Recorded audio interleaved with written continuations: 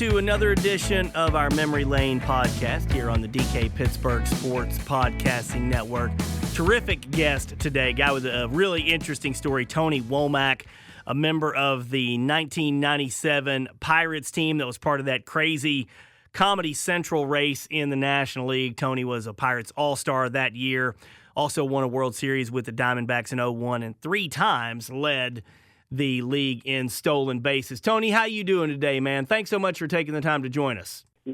I'm good, man. You doing all right? Oh, fantastic. And Tony, we're 25 years removed from the 1997 Major League season. You had a 13-year career, 1,300 hits, led the league in stolen bases 3 times. You had a lot of success in your career, made the All-Star team in 97 for the Pirates. Are you aware of how Pittsburgh Pirates fans view the 97 season 25 years later? Just such an oddball year that you guys were in the race the whole year. The National League Central really struggled. Is that something that you're aware of all these years later? Well, considering we went to camp with 120 players, and they had traded a lot of players, got rid of a lot of players. All of the young guys were around. So it was more of we knew as players, we knew, but that we had zero chance of winning or even being close. So that after having 120 players in the camp, they wrote the Pirates off anyway. But you guys internally, did you ever write? The Pirates, by the way, finished 79 and 83. The Astros won the National League Central that year. Did you guys internally, when you started that season, feel like you had any shot? No, nobody did, because we had a bunch of young guys. So nobody knew who did what, who could do what, because we had a lot of young guys, had a lot of fresh faces. Some people I had been up and down a little bit a few years. Some people been first year, so we didn't have a clue. I mean, we were, I guess, had nothing to lose. So we just went out there and played. Everybody tried to make a name for themselves, and they belonged there. And we just played baseball. We tried to play as much as we can. We were a young team, had some veteran coaches, but we had a young team, so no one really knew. We just go out there and play. As the season went on, that year in particular, Tony, a lot of teams in the National League Central were under 500. It was kind of nicknamed the Comedy Central. A lot of players will say they don't look at the standings because you have a 6-month season. You just have to go out and do the best you can.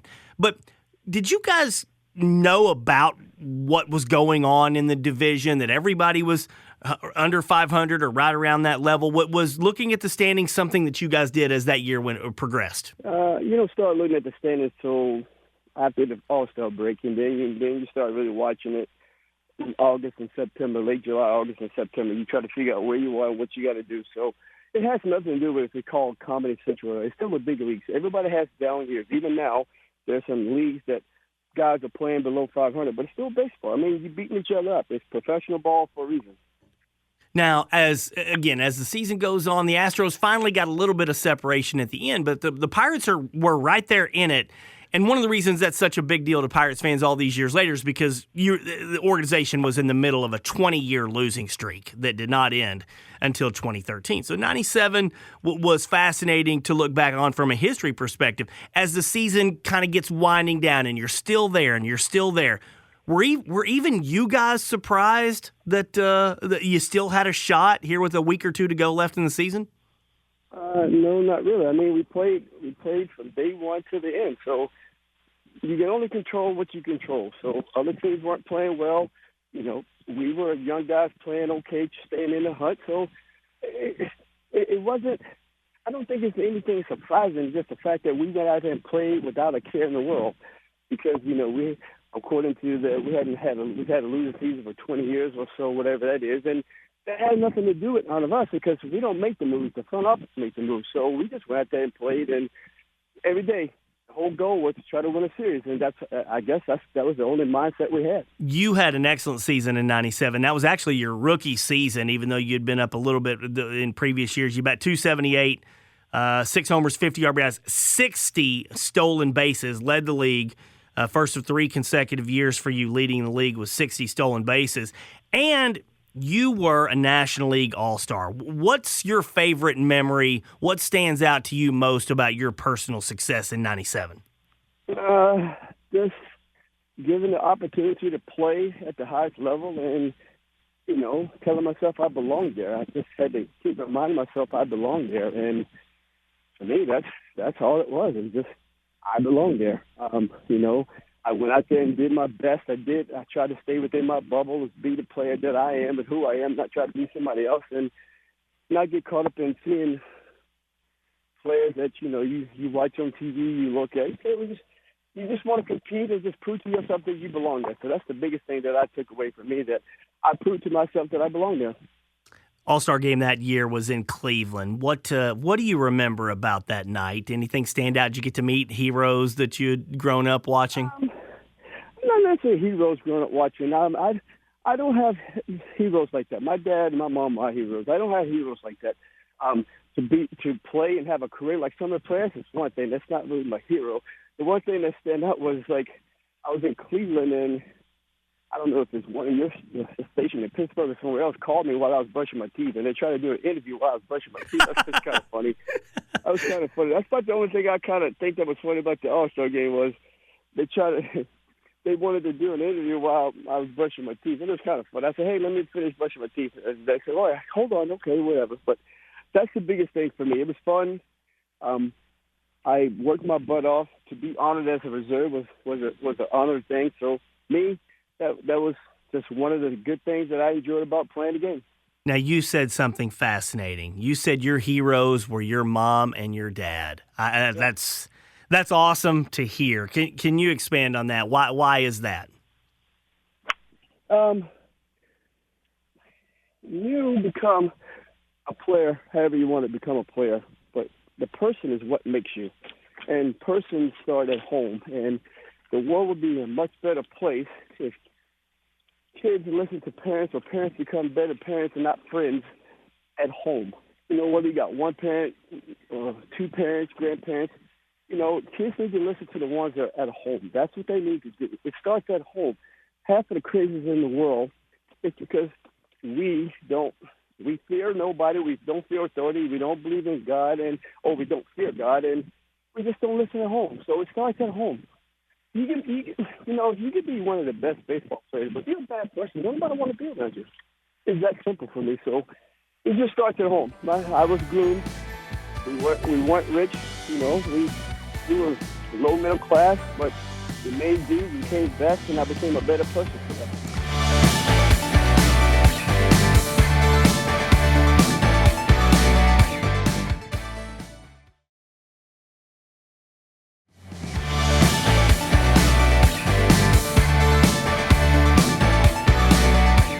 Tony is from Virginia, drafted in the 7th round by the Pirates in 1991. Now, the Pirates had 3 great years getting to the National League Championship Series, or getting to the playoffs in 1991-92. After that, after the Barry Bonds, Bobby Bonilla, Andy Van Slyke, Doug Drabeck, once that core group left, starting in 93, that's when the 20-year losing streak started. Now, you made your Major League debut with the Pirates in 1993.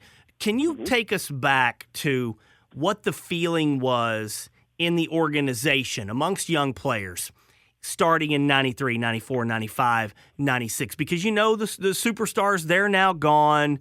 What was the expectation internally for you guys in the organization at the time? There was none. I mean, everybody wanted to call it the rebuilding year or whatever they want to call it. But again, there's no expectations. Put a team out there that's supposed to win, that wants to win, that needs to compete. And if you compete, you have a chance of winning. So we, as players, had nothing to do with the front office. We have zero control. We don't have any right. We don't have any say. We have no power, no pull. So when we're given the opportunity, we basically just told ourselves, just go out there and compete. Give them a reason that you should play every day. Don't give them a reason to find somebody else for you. Out there, give the Pirates a reason why you should play every day. Give a reason why you should be in a lineup, why you should be, the starter. So we just all went out there and did our best, played hard, played smart, and done it the right way. I do want to ask you one personal question. I'm 48. I grew up watching the Chicago Cubs in the 80s and 90s. My all-time favorite Major League player was Sean Dunston. The Pirates traded for Sean Dunston. He comes over and hits 2 home runs in his debut for the Pirates. I just want to ask you from a personal standpoint, what was it like getting to spend a month or so playing with Sean? It was awesome. I still talk to him a lot. I mean, he's awesome. He's awesome. It was really awesome for him, for me, for us. You play against him, and then you finally start playing with the guys that, you play against and you look up to. You're like, holy cow, man, this is awesome. This is just flat out awesome. So, great person, veteran. So he kind of just puts it in perspective and just makes you feel like you belong. In 1997, you had 60 stolen bases, led the league. 98, led the league. 58 stolen bases. You went to Arizona in 99, 72 stolen bases. Major League Baseball is a different game now, man. That you have speed, getting on, getting over. That was a huge part of your game. Will we ever see 70 stolen bases again? And what do you think of the way the game is played now, Tony, that guys just simply will not run? It's kind of jacked up, to ask me, but no, you won't see it for a while. It'll come back because now that I think next year they go away from the shift. I think it'll come back, but by then, have we really lost the art of button stealing because we don't do it anymore? It's a strikeout or a home run. Right-handed hitters are pulling the ball, trying to pull through the shift. I'm not an analytical guy from the standpoint because that stuff don't work in the playoffs. They can work during the season because you got another game, but in the playoffs, that crap don't work. But I got to get used to this game because my son got drafted by the White Sox, so I got to get used to it right now. So it'll come back because they're changing back to the format, but my point is, have we lost the art because no one is teaching it anymore? No one's feeling. Trey Turner, I think, won stolen base title with 31. I think I had 32 at the break one year, so it's kind of, yeah, it'll come back. But my point is, have we lost the art of teaching it? That's the thing. Because now we don't teach it anymore because it's so analytical that now we got to go back to it. Can we really go back to it? Who's going to teach it? What's your son like as a ball player? Where was he drafted? What position does he play? So we signed as a free agent out of Norfolk State University in Norfolk, Virginia. He's a second baseman, third baseman. They're probably going to play first because they asked him to work at first because he can hit. He's more powerful than I am. He's not slow, but he's not as fast as I am. The kid can flat out hit. He can flat out hit. He's at the third level right now with the White Sox here in Winston-Salem, North Carolina. He skipped rookies. He skipped low 80s and high 80s. Batted .275, 8 home runs, 35 RBIs. In only, I want to say 64 games. How about your experience later on in your career, getting to winning a World Series? What does that mean to you? What are your favorite memories about that experience? Everybody, I can't speak for everybody. I played the game to be a world champion. All the individual accolades. I grew up in the air playing short and second where you got Ozzie and you got Barry Larkin. Good luck trying to get a Gold Glove with them dudes playing there. Good luck trying to be an all-star. I mean, it was just tough, but my whole goal was, man, win a championship. That's awesome because there's 30 teams, one standing. That's the ultimate goal. And the individual stuff, it is what it is. But winning a World Series, not many people who are in the Hall of Fame can say that. Not many people in the Hall of Fame who can say they went to a World Series. So for me, that was team-oriented. We had a goal. We all stuck to it. And we came together as a team. That's the most important thing about winning the World Series. And then when I lost one in 04 in St. Louis, same thing. It's like I've been to two in the past 3 or 4 years. People have they played 16 games a year, never been to one. So, I mean, it's the team thing for me. The individual stuff, they'll take care of itself. But when you can win as a team, that's special. I want to finish with this, Tony, because it's 25 years later. And again, I'm asking you about a season in 1997. The Pirates struggled for a long, long time. Would you have predicted that? I know you were there. Again, a 79-83 record in 1997, very respectable. They did not win again until 2013. Would you have predicted that their fate might have been that from a financial standpoint, the way baseball went on? Does that surprise you that the Pirates really struggled for that long? my thing is it's a choice, and I'm not knocking the Pirates because I don't believe in that you don't have money. You pick and choose when you want to spend money, how you want to spend money. I don't think that you losing money, but at the same time, you put people in the stands by putting a product on the field. So if you're not putting a product on the field, how are you going to bring people to come? So for me, it's more of you may be a low market team. That doesn't mean you can't win. That doesn't mean you can't put the right pieces on the field, keep the right pieces so you can win. So it works both ways for me.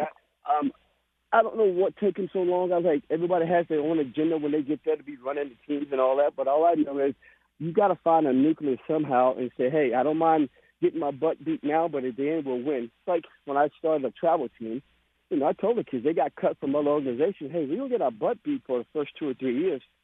But after that, the more we keep going together and play together, we get better. And then we started winning. So that's how I see it. It's just, do you want to keep the pieces? I don't think it's no such thing. You can't afford somebody. Just talk to the people. Treat these players professionally, and I think you'll get what you want. What do you think your legacy is in Major League Baseball, Tony? You played 13 years. Again, a World Series title, a lot of hits, a lot of stolen bases. As you look, how do you hope people remember you these years later? I don't know if we call it a legacy now. I didn't play to be remembered or be a household name. I played because I enjoyed the game. I played because I was blessed to be part of it. So I'm not saying it's a legacy. For me, it's just more of I'm grateful and honored for the Pirates. I'm grateful for the chance of playing in the big league. I'm grateful for the fact that people know that I played the game hard no matter what. I stay within myself. Being on a high market team or a low market team bothered me. I just wanted to play. I wanted to play because I love the game. I didn't play for the money. I cared about winning. I cared about losing. Because when you lose, the only way you get better is you got to learn. You got to understand why you lost. What you didn't do or could have done. So I don't know if it's a legacy for me. It's just the fact that I played the game the right way in my mind. I felt good about it, and I'm forever grateful. And aside from keeping up with your son and his pro career, what are you up to these days? What has baseball retirement led to you? I still train kids. I still train my son. I still train kids. I train big leaguers. Will Myers comes through a little bit. I still train. I still give back to the game. I coach a couple of travel, or I help and coach travel teams. I still have a little something going. I mean, I don't have. It ain't all bad for me. It's actually pretty good for me. It's not all bad. So I enjoy it. Then I play a buttload of golf these days. That's the competitive side. Is I got golf, man. Because every day I try to go out and try to beat the golf course. That's the competitive side, brother. Last thing, my son's 10 years old. What advice would you give to a young baseball player today? Be a student of the game and have fun getting better. Stop worrying about the analytics. Stop worrying about what you can and can't do. If you're not having fun, you're not a student of the game. Be a student of the game. When you have fun, understand the game from all sides, both defense and offense. Just enjoy the game. Just enjoy the game. I mean, when it's time to get serious, you'll be ready because you became a student of the game at a young age. That's fantastic. Hey, Tony, I really appreciate you taking some time to share your favorite memories. It's a great story about the 97 Pirates that'll always kind of live on in Pirates fans' memories. I appreciate the time, pal. Good luck to you, man. Yes, man. Yes, sir. It's my pleasure, man. Good luck to your son, and God bless you. Thank you so much.